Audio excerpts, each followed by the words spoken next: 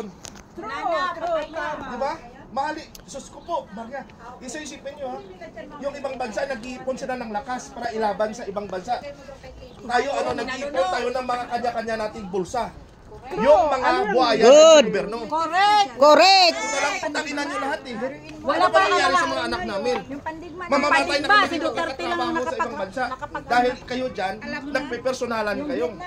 Kung sino yung mga tao na pumapatay ng mga kriminal, yun pa yung inaano nyo, tinatapon nyo kung saan. May due process sa Pilipinas. Wala nang justice. Isipin nyo naman kami dito. O wala nagbuto sa amin pumunta rito. Wala. Kami lang. Isipin nyo rin na malaki ang bag namin. Ginagawa nyo personal ang laban dyan sa Pilipinas. Bigas, nasaan napunta? Nasayang buto namin. Ako, first time ko magbuto. Sakli, nabudo na sa Marco. Gumastos ako ng gasolina. Putang inang Marcos na yan. Bangag. Totoo lang. Totoo lang. Sakli. Ito, papayag pa ba tayo? Hindi!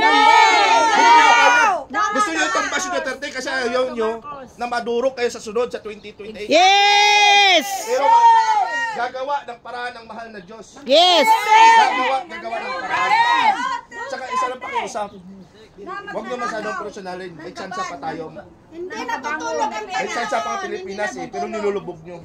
Bumoto kami kay Marcos kala namin may pag-asang Pilipinas.